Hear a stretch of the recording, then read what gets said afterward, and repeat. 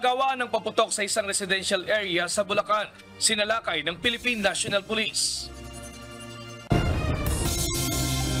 Ang lahat po ng mga ospital ngayon ay naka-code white.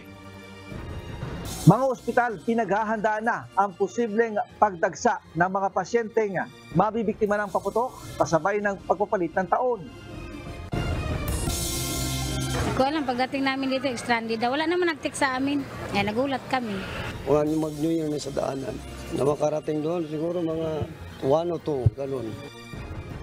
Ilang pasahero sa Manila North Port sa barko na aabutan ng pagpapalit ng taon. PIDEA nag-inspeksyon sa mga bagahe ng mga pasahero. Tumaas na po sa 33.21% of all authorized NCR ang nag-consolidate. Covering, this is only for PUJ po ha. Bilang ng mga consolidated jeepney sa National Capital Region, aabot pa lang sa 33%, ilang araw bago ang deadline ng consolidation ayon sa LTFRB.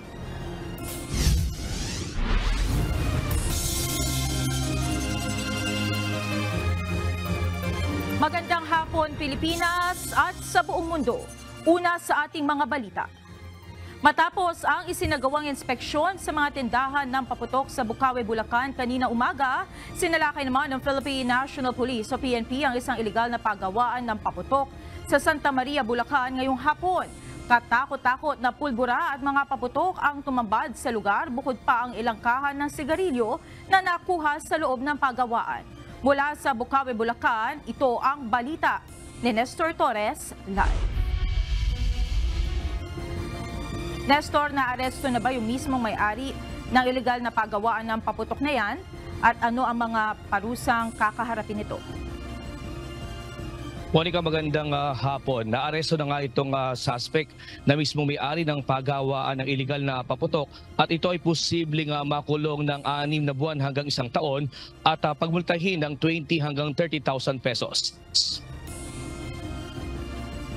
Pasado 2:00 ngayong hapon nang salakayin ng mga tauhan ng Fire Explosive Office o FEO ang isang paggawaan ng paputok sa isang residential area sa barangay Balasing, Santa Maria, Bulacan. Sa isang bakanting lote, tumambad ang mga kubol kung saan makikita sa loob nito ang mga paputok at mga pulbura at parapernalya sa mga paggawa ng kwitis, sawa at mga fountain at iba pang paputok. Bukod sa iligal na paputok, nakuha rin sa paggawaan ang mga kaha ng sigarilyo na gamit ng mga gumagawa ng paputok.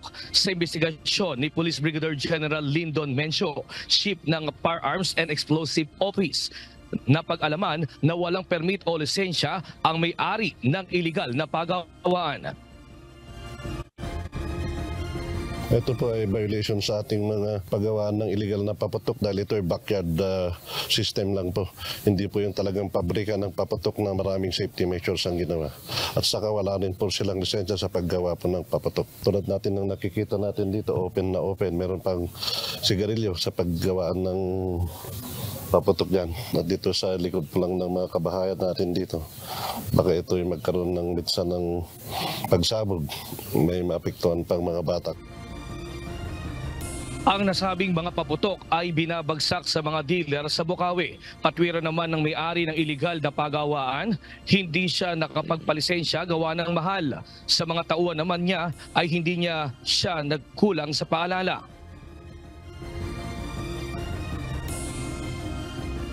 Ako gusto ko talaga mag-lisensya pero para siyempre hindi ka po ma-orient po kami ng tamang safety precaution, then siyempre po maging maayos po yung production namin. Siyempre, hindi po siya legal, naging sa legal.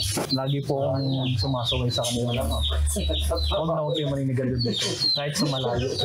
Siguro sir, dahil nga nagmamadali sila. Kasong violation RA 7183 or illegal manufacture of firecrackers ang isasampang kaso ng PNP laban sa may-ari ng paggawaan. Samantala, kanina umaga ay nagtungo na rin sa Bukawi, Bulacan si Police General Benjamin Acorda Jr. Pinuntahan nito ang mga nakadisplay na mga nakumpiska ng PNP na malalakas na klase ng ipinagbabawal na paputok. Kabilang sa mga ito ang Giant Atomic, Crying Cow, Kok Incan, Bin Laden, Special Plapla, Plapla, Kabasi, Quinton Bam, King Kong, Goodbye COVID. Matapos nito, ilang tindahan ng paputok ang ininspeksyon ng hepe ng pambansang pulisya kasama si Bulacan Governor Daniel Fernando, kung saan pinasok at siniyasat ang mga tindahan ng paputok at mga pailaw.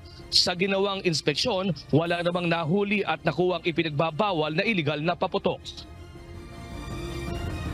I'm happy with the inspection that we just did. Wala naman tayong nakitang mga illegal na binebenta, and the likes of Grab and Lazada and Shopee. May mga nakausap na sila dyan, and tayo rin nag-coordinate din. Also, kasama sa mga efforts natin dyan ang law enforcement, yung mga entrapment operation. Kaya yung mga nagbebenta ng mga illegal online, ingat lang po kasi baka mahuli tayo ng kapulisan. Kawawa naman tayo, bagong taon, mahirap yung maghimas tayo ng rehas. So warning na lang po, ingat na lang po tayo sa iwas na lang tayo sa mga bawal. Samantala, ay naman kay Bulacan Governor Daniel Fernando, hindi mangyayaring magpatupad ng community fireworks sa lalawigan ng Bulacan dahil hindi ito naging kultura ng mamamayan. Samantala, batay naman sa tala ng PNP, ngayon ang bilang ng mga nahuhuli sa illegal discharge of firearms at injuries. Sa 2021, illegal discharge of firearms ay may 25 incident. Isa dito ay mula sa PNP, 3 sa AFP at sa taong 2022 naman ay 26 incident involving na 5 ang PNP, 4 ang AFP personnel at 1 naman ang Philippine Coast Guard. Sa firecracker incident injury naman, sa taong 2021 ay may 281 injured. May mas mababa naman ito ng 2022 na may 226 na nasugatan dahil sa paputok. Monica, sa ngayon nga ay Como gabi na ay marami pa ring mga nagtutungo dito sa mga tindahan ng paputok, pero paalala pa rin, mag-ingat pa rin yung ating mga kababayan, lalo na ngayon ay may mga maaaring magsulputan yung mga magbebenta ng mga illegal na paputok at magpupostate sa oras nito. Kaya naman patuloy pa rin yung pagbabantay ng iba't ibang mga ahensya, particular itong PNP dito sa lugar ng Bukawi, Bulacan. At isa pang paalala ay may din na pinaalala ng local government units ng lalawigan na hulihin o isumbong sa PNP lahat ng sa mga barangay na makikitang may gumagawa o nagtitinda ng mga illegal na paputok. At yan matititis live mula dito sa Bukawi, Bulacan. Balik sa iyo, Monica. Maraming salamat, Nestor Torres. Naghahanda na ang mga ospital sa posibleng pagdagsa ng mga biktima ng paputok sa pagpapalit ng taon. May babala rin ng Department of Health sa publika sa posibleng maging epekto ng malalakas na ingay dulot ng paputok. Ito ang balita ni Ray Pelayo. Ang lahat po ng mga ospital ngayon ay naka-code white. Dagdag na tauhan gaya ng nurse at doktor ang ginagawa ngayon ng mga ospital bilang paghahanda sa pagpapalit ng taon. Sa mga susunod na araw kasi, may posibilidad na magkaroon na naman ng mga biktima ng paputok.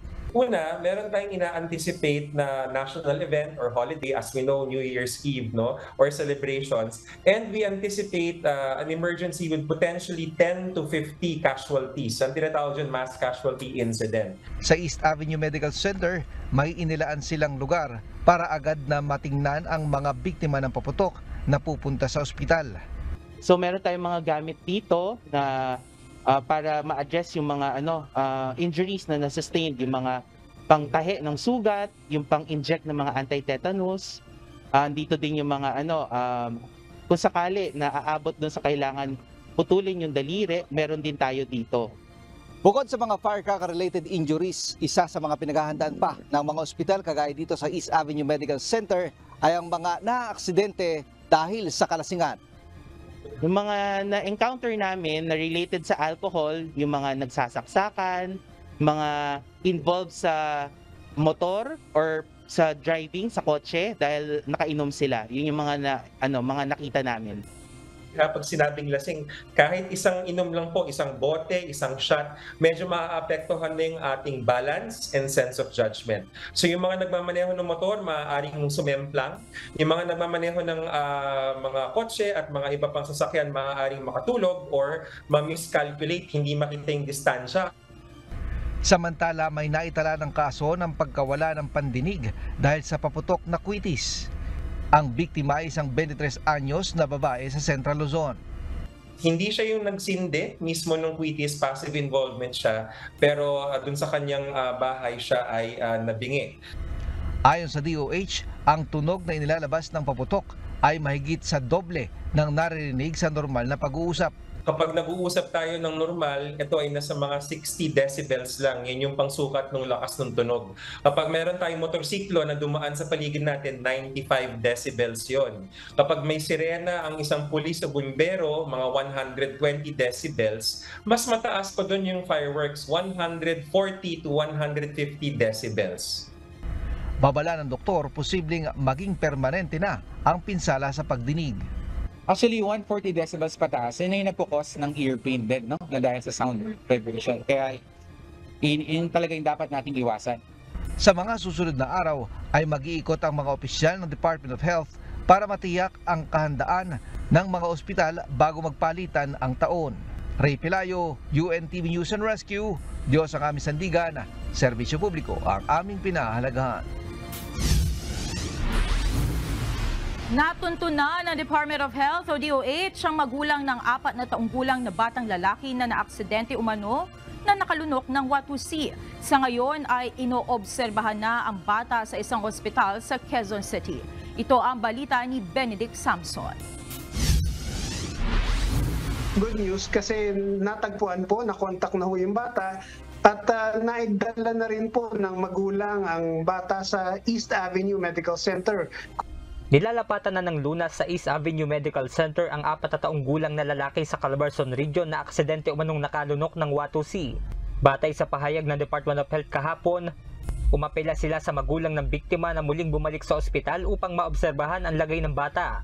Sinabi rin ng DOH na ang palatandaan at sintomas ng pagkalasong dulot ng Watusi ay hindi agaran.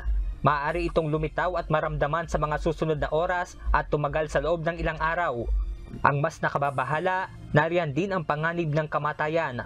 Nakamamatay ang Watusi dahil naglalaman ito ng yellow phosphorus, potassium chlorate, potassium nitrate at trinitrotoluene o TNT. Ang Watusi ay madalas na mapagkamalang candy dahil sa itsura at kulay nito, kung kaya't kinakailangan ang isang magulang na mabantayan ng kanilang mga anak upang maiwasan ang aksidenteng makakain nito.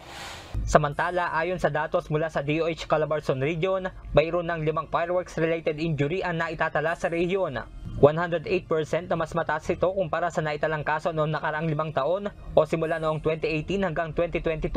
Simula naman ngayong araw, December 29, isinailalim na ng DOH sa Code White Alert ang lahat ng ospital sa bansa upang mapagandaan ang inaasahang pagdagsa ng mga firecracker-related injury at iba pang mga pasyente. Benedict Samson, UNTV News and Rescue. Diyos ang aming sandigan, serbisyo publiko ang aming pinahahalagahan. Muling nanawagan ang Metropolitan Manila Development Authority o MMDA sa mga local government units sa Metro Manila na nagtalaga ng fireworks display zone sa kanilang lugar. Sinabi ni MMDA Acting Chairperson Don Artes, ito ay magbibigay ng mas ligtas na kapaligiran sa pagpapalit ng taon. Pinaalalahanan na din ni Artes ang publiko na itapon na maayos sa mga basura, partikular na ang mga gamit at hindi na nagamit na paputok. Umakyat na sa 75 ang naitalang fireworks-related injuries ng Department of Health nitong Biyernes. Ayon sa DOH, 57 rito ay dahil sa mga ilegal na paputok gaya ng boga, 5-star, piccolo, plapla, whistle bomb, luces at kwitis. Karamihan sa naitalang kaso ay mula sa National Capital Region na sinundan ng Central Luzon at Ilocos na may tig-12. Muli namang nagpaalala ang kagawaran sa publiko na manood na lamang ng iba't ibang fireworks display sa kani-kanilang lugar. Divisoria ang takbuhan ng marami para sa murang bilihin at 2 araw bago ang pagpapalit ng taon, dagsa pa rin ang mga tao para sa kanilang last-minute shopping. Ito ang balita ni Hari Ilagan. Bale, yung single naging 7 na lang. Oo, parang punan na lang po. Ganon kabagsak ang presyo ng torotot. Bagsak presyo na ang bentahan ng mga torotot at prutas sa Divisoria Market 2 araw bago magpalit ang taon. si Alona Diangaw na makyaw na ng torotot para sa kanilang tindahan sa Cavite City. Aniya, bukod sa kanilang pwesto, itinitinda din niya ito online. Ngayon lang kami namili kasi ngayon yung yung day na mas maraming mamimili at tagahanap din sa amin. Mas mura kasi dito sa Divisoria kapag nag-wholesale ka. Ang ilan naman bumili na rin ng prutas. Si Joy na taga Antipolo, isinabay na niya ang pamimili ng prutas at paninda sa pamimili niya sa Divisoria. Ay, sinabay ko lang, namili ang paninda. Kasi ayoko na bumalik ng 31, mas maraming tao. May school supply kasi ako, kaya namili ako ng mga paninda. Mas pinili naman ni Cleo Santos na ibili na lang ng pagkain at laruan ang kanyang mga apo kaysa paputok. Ay bawal ho eh. Mahirap sa bata. Lusis lang, saka prutas, mansanas, saka yung laruan na baril-baril na airgun, yun lang. Ngunit kahit mura na lang ang mga paninda, medyo matumal pa rin ang bentahan nito. Ayon sa mga tindera, taon-taon na lang ay pabawas ng pabawas ang bilang ng mga namimili rito. Matumal, hindi kagaya dati. Mas matumal ngayon kumpara nung noon. Bukas at linggo inaasahang marami pa ang hahabol para sa last-minute shopping. Laging paalala naman ng mga otoridad, huwag isama ang mga bata at huwag na ring magsuot ng alahas at magdala ng mamahaling gamit para makaiwas sa magnanakaw. Hari Ilagan, UNTV, News and Rescue, Diyos ang aming sandigan, serbisyo publiko ang aming pinahalagahan. Kung ang tao na i-stress sa mga paghahanda ngayong holiday season, ang mga alaga naman nating hayop na kararanas din ng stress sa ingay ng paputok kapag nagpapalit ang taon. Babala ng Philippine Animal Welfare Society o PAWS, posibleng ikamatay ng pets ang matinding stress dahil sa ingay at mapanganib na usok bunsod ng mga paputok. Ito ang balita ni Rosalie Cos. Pinapaalalahanan namin ng mga pet owners na pag-ingatan sila pag bagong taon kung yung mga anak natin di natin pinapabayaan sa labas ng bagong taon, mga 3-year-old children natin, mga toddlers. Ganun din kasi ang mga aso. Di nila alam kung ano yung makakasama. Tapos inosente sila. So, lagi natin silang pag-ingatan. Hindi lang sa mga tao at ari-arian matindi ang panganib ng paggamit ng paputok, kundi maging sa mga alagang hayop.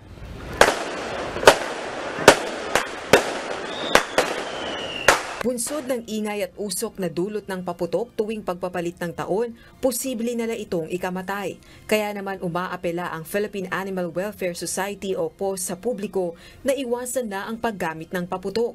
Sa halip, humanap na lang ng ibang paraan upang ipagdiwang ang pagpapalit ng taon gaya ng mga alternatibong paingay. Hindi rin lang pandinig nila naapektuhan, pati yung respiratory system nila. And alam natin to sa mga mehika. Madalas ang reklamo pag New Year's Eve, problema talaga sa kanila. Ibinahagi rin ito ang ilang mga paraan upang maiwasang makaranas ng anxiety, trauma at stress ang mga alagang hayop gaya ng aso at pusa. Sa umaga, bago ang pagpapalit ng taon, ilakad o i-exercise ang alagang hayop upang pagdating ng gabi, pagod sila at mas madaling makapagpahinga. Dalhin sila sa isang kwarto na tahimik at ligtas. Magpatugtog ng calming music upang makalikha ng secure na environment. Maaari ring gumamit ng calming rap. So ito po ang tinatawag namin na anxiety rap. Ginagamit ko siya para sa mga stressful na situation katulad ho ng New Year, mga may ingay na mga pangyayari. So kailangan lang hong i-criss-cross ho itong mga ginupit na tuwalya sa katawan ng aso simula ho sa dibdib, paikot ho sa may tiyan at ibubuhol ho natin siya sa ibabaw ho nung likod ng aso. Make sure lang ho na hindi ho masyadong masikip. Yung sensation ho na binibigay ho natin dito para sa aso ay para lang ho silang niyayapos. Tandaan din na sa pagpapalit ng taon may mga pagkaing hindi pwede sa pets, gaya ng ubas, pasas, ham, oily o mamantika at processed foods, gayon din ng mga may sibuyas at chocolates. Rosalie Cos, UNTV News and Rescue. Diyos ang aming sandigan, serbisyo publiko ang aming pinahahalagahan. 2 araw bago ang deadline ng franchise consolidation, inihayag ng Land Transportation, Franchising and Regulatory Board o LTFRB na ikatlong bahagi pa lamang ng mga tradisyonal na jeep sa Metro Manila ang nakakapag-consolidate ng kanilang mga prangkisa. Sa kabila nito, nananatiling kumpiyansa ang ilang transport official na hindi mangyayari ang ibinabala ng Piston at Manibela na magkakaroon ng transport crisis kapag di na pinayagang makabiyahe ang mga jeep na mawawalan ng bisa ang prangkisa pagsapit ng January 1. Ito ang balita ni JP Nunez. Tumaas na po sa 33.21% of all authorized NCRs ang nag-consolidate. This is only for PUJ po, ha? 2 araw na lang ang nalalabi bago ang deadline ng franchise consolidation sa December 31. Ngunit batay sa datos ng Land Transportation Franchising and Regulatory Board, nasa 33% pa lang ng kabuuang mga unit ng traditional na jeep ang pumapasok sa franchise consolidation. Ayon kay LTFRB NCR Regional Director Zona Tamayo, katumbas pa lang ito ng nasa mahigit 13,000 na PUJs. Nangangahulugan ito na mayroon pa ring nasa 27,000 na mga PUJ sa Metro Manila ang hindi pa consolidated. Nauna nang ibinabala ng Piston at ng grupong Manibela ang transport crisis na maaaring maranasan dahil sa libo-libong mga operator na mawawala ng bisa ang prangkisa o provisional authority pagsapit ng January 1.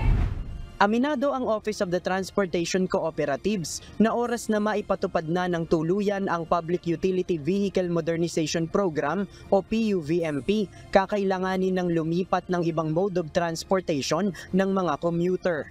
Sa paglalarawan ni OTC Chairman Andy Ortega, kapag nawala ang mga jeep na hindi nag-consolidate, maaaring sakyan ng mga pasahero ang tricycle, taxi at bus. Pero pangako nila na agad natatapusin ang route rationalization plan para matukoy kung paano sasapatan ng mga public transport ang bilang ng mga pasahero sa isang ruta. Agad anyang mag-i-issue ng special permit ang LTFRB upang makapasada ang mga consolidated PUJ sa mga ruta ng mga jeepney na hindi na makakabiyahe. Definitely, we have to make difference po, make difference, but definitely ipapabilis natin yung solusyon para po very limited time lang yung kanilang pagsakay ng ganong may difference po. Ayon sa LTFRB, i-issuehan naman ng show cause order ang mga operator ng traditional na jeep na hindi nag-consolidate bago ang deadline. Kung nasa ruta sila ng 60% pataas ang consolidation rate, hindi na ma-extend ang validity ng kanilang mga prangkisa. Pero kapag 60% pababa, pwede pa silang bigyan ng pagkakataon na pumasok sa modernization program kahit hindi sila umabot sa deadline. Yung mga hindi nag-consolidate will be issued show cause orders, no? Will be issued show cause orders para bigyan nga sila ng due process. Meron kaming listahan ng lahat ng mga operators, hindi ba? So, ngayon habang tumatakbo yung mga araw, na kumbaga sa listahan, nako-cross out muna yung mga sumali na sa consolidation, inililipat na sa ibang listahan yung sumali na. At natitira din sa listahan na yon yung mga hindi pa rin nagko-consolidate. Kaya by December 31, ma-identify namin kung alin-aling mga operator ang hindi pa nga nakasama dun sa consolidation requirement ng PUVMP.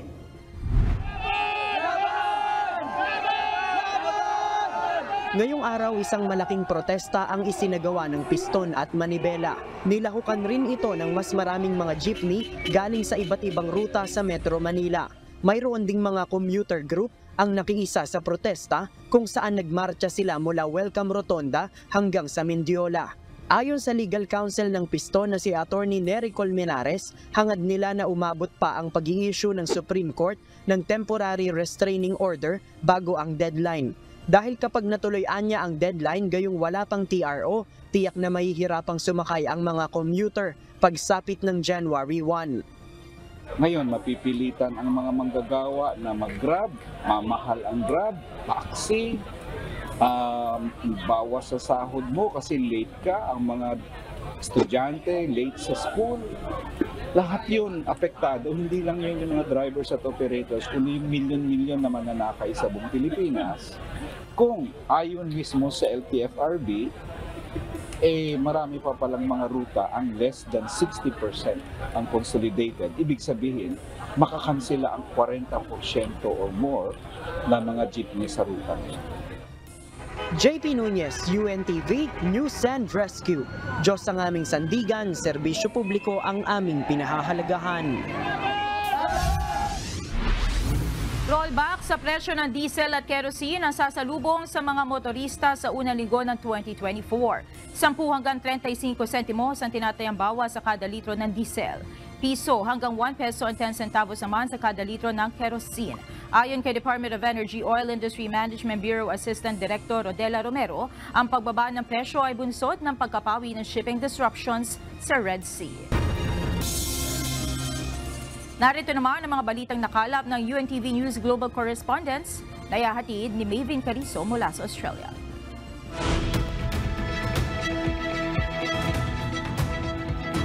Maven, napanatili bang affordable o mataas pa rin ang airfares sa Australia? Magandang gabi, Monica. Ang affordability ng airfare sa Australia ay maaaring mag-iba depende sa mga salik tulad ng ruta, lugar at destinasyon, oras ng flight, airlines, flight services at demand sa flight. Meron pa rin mga budget airlines at promotional offers na maaaring gawing mas abot kaya ang biyahe sa eroplano. Sa kasalukuyan, maaaring umabot ang presyo ng mga domestic flights sa loob ng Australia mula halos $100 Australian hanggang $500 Australian o higit pa.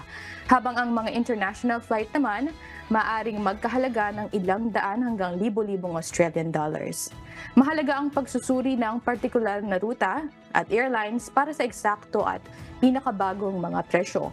Maipapayo na ihambing ang presyo sa iba't ibang airlines at mag-book ng mas maaga para makakuha ng mas magagandang rates. Patungkol naman sa pagtaas ng presyo o sa pagpapanatili ng halaga ng flight ticket sa Australia, ang mga nakakaapekto naman dyan ay ang presyo ng gasolina, operational na gastos at ang mga external na pangyayari kagaya ng global economic conditions, geopolitical events at iba pa. Balik sa inyo dyan, Monica. Sige, bigay mo na ang mga balita sa iba't ibang panig ng tigil. Umapela ang Colorado Republicans sa desisyon ng Korte Suprema ng Estado na alisin si former US President Donald Trump sa balota para sa 2024 US presidential election. Samantala, tinanggal na rin ang Maine, ang dating presidente sa kanilang balota. Ito ang balita ni Sonny Cos. Inalis kamakailan ng Supreme Court ng Colorado State ang pangalan ni former US President at Republican presidential candidate Donald Trump sa kanilang official ballot para sa darating na eleksyon sa 2024. Kaya naman nag-apila ang Colorado Republican Party araw ng Miyerkules, December 27 na i-hold ang desisyon ng Supreme Court hanggang January 4, 2024. Ang araw bago ang state's primary ballot ay due sa printer. Ang apila ay muling maglalagay kay Trump bilang kandidato sa pangunahing balota ng Estado maliban na kung tumanggi ang Korte Suprema ng Estados Unidos na dinggin ang kaso o sang-ayunan ang ruling ng state's Supreme Court. Subalit ayon kay Trump, plano rin nitong iapila ang desisyon ng pinakamataas na hukuman ng bansa. Ayon naman sa US Supreme Court, hindi kailanman nagpasya ito sa Section 3 ng 14th Amendment na idinagdag pagkatapos ng Civil War na pigilan ng mga dating Confederates na bumalik sa gobyerno. Nakapaloob sa 14th Amendment na ang sinumang nanumpa na susuportahan ang konstitusyon at pagkatapos ay nakisali sa insurrection o rebellion kontra rito ay hindi maaaring humawak ng mga katungkulan sa gobyerno. Nagpasya ang Korte Suprema ng Colorado na alisin si Trump sa ballot matapos ng pakikilahok umano nito sa pag-atake sa US Capitol noong January 6, 2021 na naglalayo na harangin ang pagkapanalo ni US President Biden sa 2020 presidential election. Samantala, inalis na rin ng estado ng Maine si former President Trump mula sa balota nito kaugnay ng 14th Amendment's insurrectionist ban. Ang Maine ang ikalawang estado na nag-disqualify kay Trump sa pwesto matapos ipasa ng Colorado Supreme Court ang desisyon nito. Mabibinbin naman ang desisyon na ito hanggang magkaroon ng ruling ang Superior Court ng Maine. Subalit, kinakailangang maisagawa na ang desisyon bago ipadala sa mga botante ang kanilang mga balota sa Enero. Sanicos, UNTV News and Rescue. Diyos ang aming sandigan. Serbisyo publiko ang aming pinahahalagahan. Hinundi na ng France, Germany, United Kingdom at Estados Unidos ang pagpaparami ng uranium ng Iran. Ang uranium ang isa sa mahalagang materyales na ginagamit paggawa ng nuclear weapons fuel. Itinaas ng Iran ang production rate ng highly enriched uranium ng hanggang 60% purity. Sa isang joint statement, hindi binanggit kung ano ang maaaring kaharapin ng Iran na consequence dahil sa pagtaas nito ng produksyon ng uranium. Subalit hinimok ng mga allied countries na itigil ang ginagawa nito. Nananawagan din ng mga bansa ng isang diplomatic solution para sa alitan ukol sa nuclear program ng Tehran. Dagdag pa ng statement, walang credible civilian justification ang produksyon ng Iran ng high-enriched uranium. Subalit itinanggi naman ng Iran na naghahanap ito ng nuclear weapons at ginagawa umano nila ang uranium program ng naaayon sa regulasyon. 8 airlines ang nakatanggap ng Air Operator License mula sa Transport Ministry ng Thailand noong Martes, December 26. Dahil dito, makapag-de-deploy na ng 60 karagdagang mga eroplano sa bansa ang mga airlines. Bunsod nito, inaasahan na bababa rin ang presyo ng airfare sa susunod na taon. 5 sa nakatanggap ng lisensya ay para sa domestic flights at 3 naman para sa international flights. Ngayong taon, tinatayang umabot sa 24.5 million tourists ang dumating sa Thailand at sa inaasahang dahil sa pagbaba ng presyo ng airfare, mas lalo pang tataas ang bilang nito. Umapaw ang River Danube sa Hungary bunsod ng malalakas na ulan at snow na sanhi ng kakaibang early winter floods. Babala naman ng isang eksperto, umpisa na ito ng matitinding pagbaha sa mundo. Ito ang balita ni Early Briones. Umabot na sa taas na 6.93 meters ang pagtaas ng tubig sa River Danube sa Hungary. Ito ang pinakamataas na inabot ng ilog matapos ang extreme flooding sa lugar isang dekada na ang nakalilipas. Noong May 2013, umabot sa 8.31 meters ang taas ng Danube River nang magkaroon ng matinding pag-ulan at pagbaha sa Central Europe. Ito ang isa sa pinakamalalang pagbaha sa rehiyon kung saan libu-libong mga residente ang lumikas. Hindi naman nag-iwan ng malaking pinsala ang pagbaha sa Danube ngayong taon sa Budapest, Hungary. Subalit ibinabala ng mga eksperto na maaaring mas maging madalas ang pagbaha dahil sa climate change. Ayon kay Anna Keys, isang climate researcher, ang winter precipitation ay patuloy na lumalaki at sa pagtaas ng temperatura ng mundo. Mas kakaunti na ang snowfall at mas madali rin itong matutunaw. Dagdag pa niya, nasa hinaharap ang pagbaha na sanhi ng pagtunaw ng snow na kadalasang nagaganap sa spring ay maaaring mangyari ng mas maaga. Huling umabot ng 6 meters ang Danube River sa buwan ng Disyembre noong 1987. Subalit hindi ito nagdulot ng pagbaha. Early Briones, UNTV News and Rescue. Diyos ang aming sandigan, serbisyo publiko ang aming pinahahalagahan.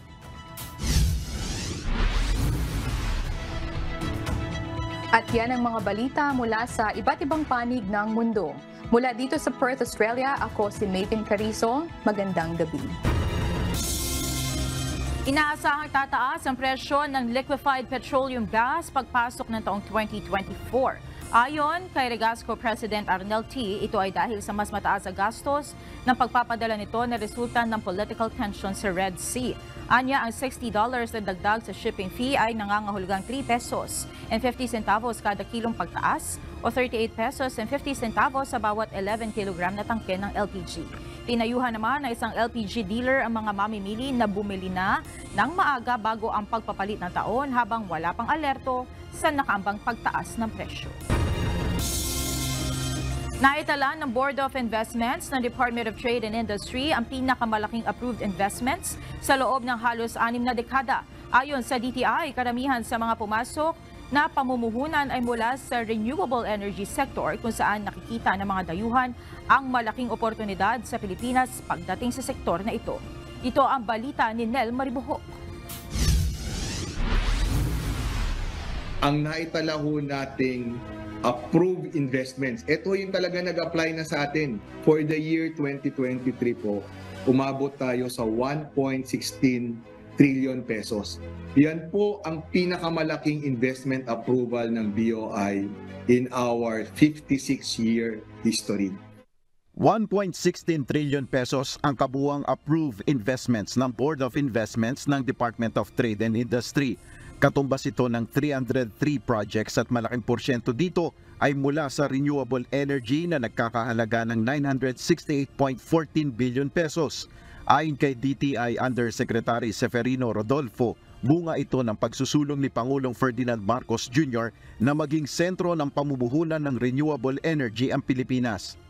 Si Presidente ang talagang ina-advocate niya doon sa kanyang mga foreign travels, sa kanyang mga investment mission, are industries that will transform the Philippines. In particular renewable energy projects, pagkatapos yung ating mga digitalization project. Makikita natin yun yung mga karamihan sa mga pumasok ngayong 2023. Ayon sa DTI, malaki ang oportunidad sa Pilipinas pagdating sa pamumuhunan sa clean energy, partikular sa wind at solar energy. Sa katunayan, ayon sa ahensya, batay sa Bloomberg 2023 report, umakyat ang Pilipinas sa pang-4 na pwesto sa mga bansa na magandang mamuhunan sa clean energy. Ayon pa sa DTI, pagpasok ng taon 2024, malaking oportunidad ang naghihintay para sa sektor na ito sa Pilipinas.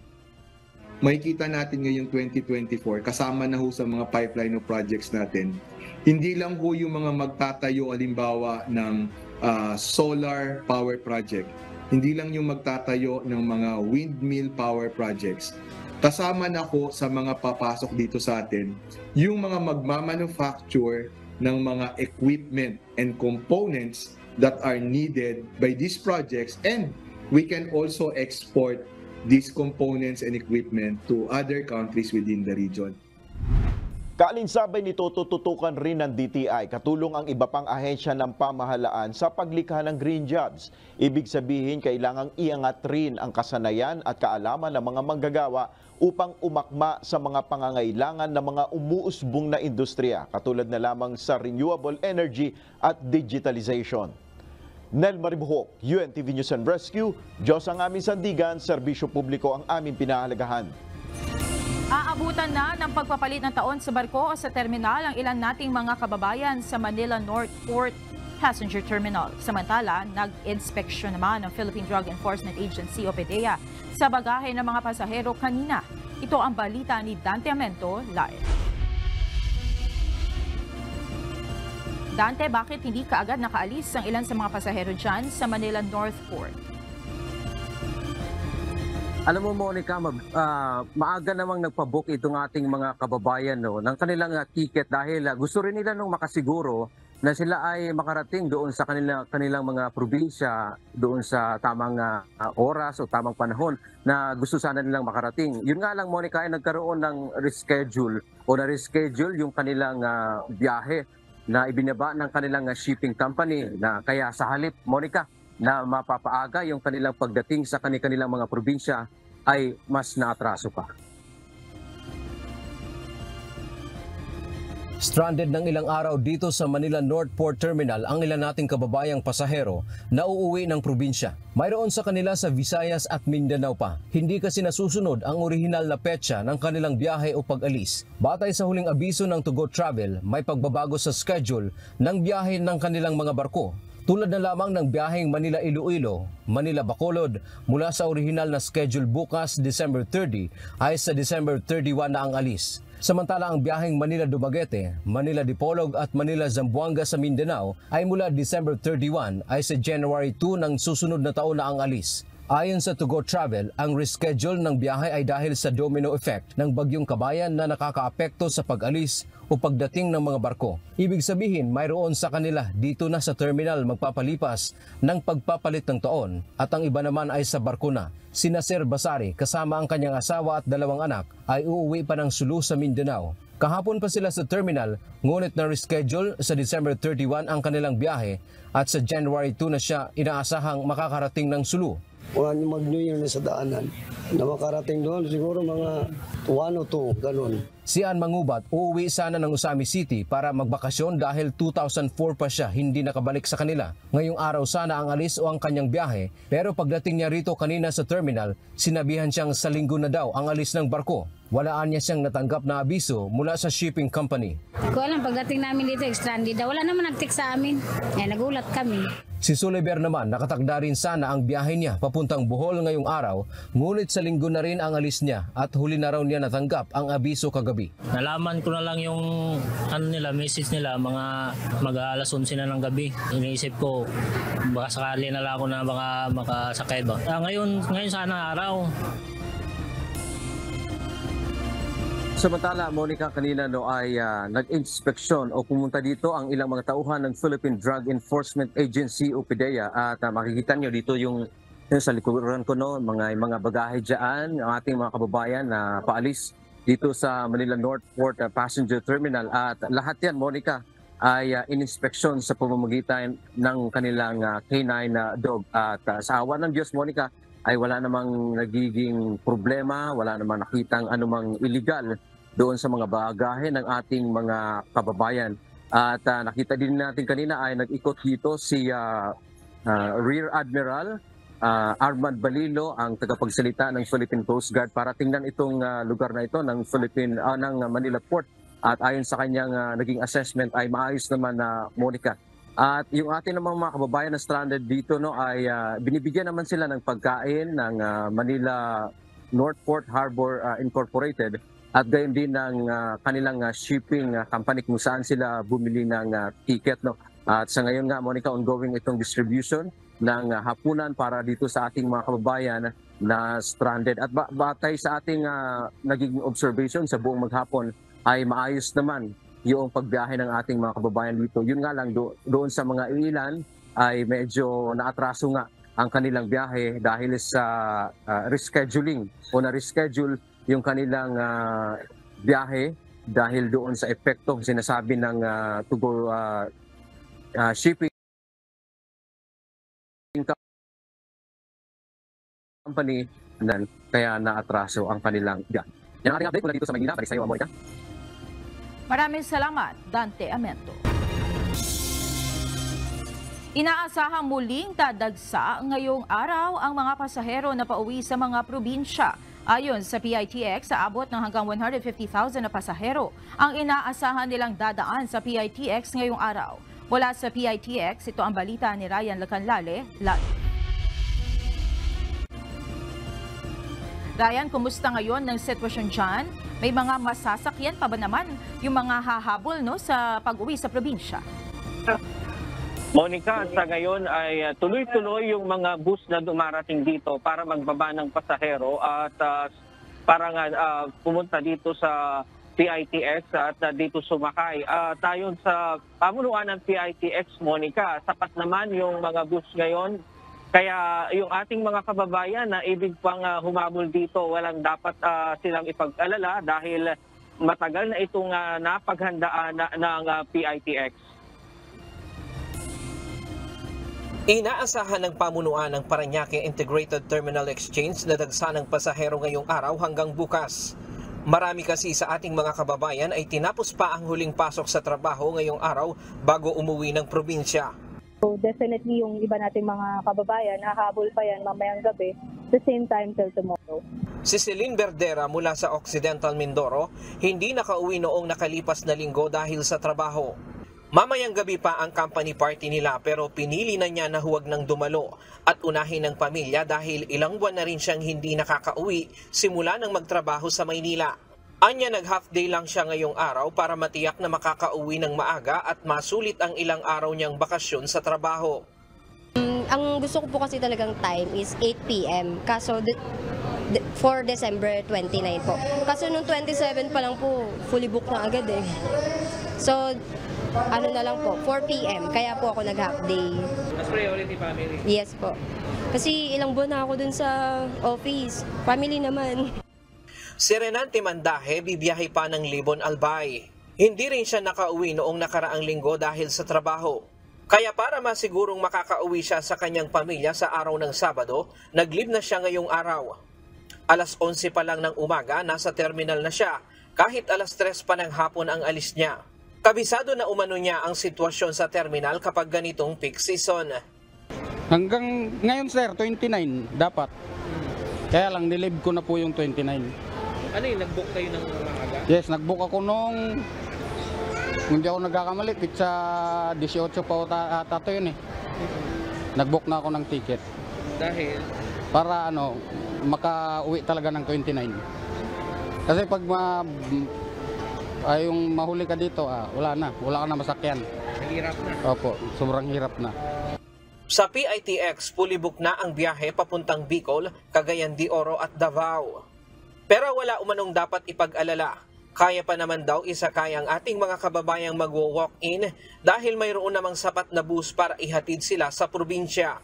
However, meron pa rin naman po tayong available walk-ins, no? Definitely. At the same time, may Bicol trips pa rin naman po tayo. Available pa rin po yun. So, pwede na po silang pumunta at mag-walk-in sa terminal. If ever hahabol po tayo makauwi ng probinsya before New Year. Nasa 80 bus ang binigyan ng special permit ng Land Transportation Franchising and Regulatory Board, karagdagang bus ngayong holiday season. Sa ngayon, umabot na sa 1.9 million ang mga pasaherong dumaan sa PITX simula December 15. Noong December 23, naitala ang pinakamataas na bilang ng pasaherong dumaan dito sa terminal na nasa mahigit 204,000. Paalala naman ng PITX, huwag nang magdala ng mga ipinagbabawal ipasok at dalhin sa terminal gaya ng mga matutulis na bagay, paputok at flammable materials.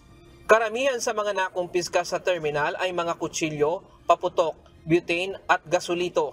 70 uniform personnel ang nagbabantay sa terminal. Dadaan din sa metal detector at may bomb sniffing dog para sa seguridad. Monica, karamihan doon sa mga nakausap natin kanina na hahabol nga sa probinsya at uuwi ngayong araw, ay pagpasok nila sa trabaho, dala na nila yung mga gamit nila. Dahil after nila ng trabaho, didiretso nga sila dito sa PITX para makasakay ng bus pauwi sa kanilang mga probinsya. Sa ngayon, dito sa baba ng PITX, kung saan nandito, yung mga malalapit na lugar, itong bus, pilahan ng bus papunta ng Cavite, ay ang haba nito umabot na hanggang second floor. Kaya yung escalator, hininto na muna yung isa, yung pababa para doon sa pila, para hindi maputol yung pila ng mga tao. Tinaasahan nga natin, Monica, hanggang bukas pa ang ganitong sitwasyon dito sa PITX at sa araw ng linggo medyo huhupa na ito. Siyan muna ang latest mula dito sa PITX. Balik sa iyo, Monica. Maraming salamat, Ryan Lacanlaye. Nag-inspeksyon kanina ang Department of Transportation sa Communication, Navigations, Surveillance, Air Traffic Management o CNS, ATM ng Civil Aviation Authority of the Philippines o CAAP. Ito ay bahagi pa rin ng oplang biyaheng ayos ng ahensya upang tiyakin na nakahanda ang CAAP sa inaasahang pagdagsa ng mga pasaherong bibiyahe sa mga paliparan ng bansa. Ayon kay Transportation Secretary Jaime Bautista, well-maintained at fully manned naman ang lahat ng pasilidad ng CAAP. Bukod sa CNS-ATM, sinuri rin ng kalihim ang backup na uninterruptible power supply upang masiguro na tuloy-tuloy ang operasyon ng air traffic control ng bansa. Gayon din ang Aeronautical Rescue Coordination Center sa loob ng CAAP. Sa ngayon, nagpatupad na ang CAAP ng no-leave policy sa kanilang mga tauhan upang matiyak na maayos na matutugunan ang mga pangangailangan ng mga pasahero na bibiyahe ngayong holiday rush. Naka-heightened alert na rin ang 45 paliparan sa bansa sa ilalim ng CAAP sa inaasang pagdagsa ng mga pasahero.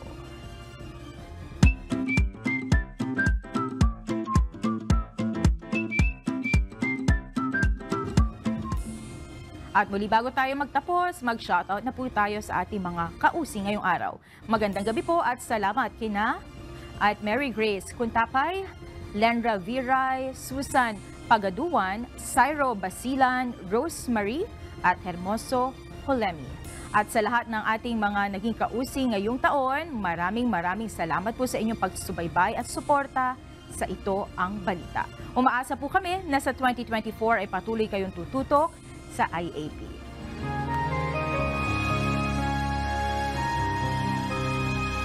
Narito naman ang salita ng Diyos na ating sandigan mula sa aklat ng unang Samuel 2:7 na nagsasabing, ang Panginooy nagpapadukha at nagpapayaman, siya ang nagpapababa at siya rin naman ang nagpapataas.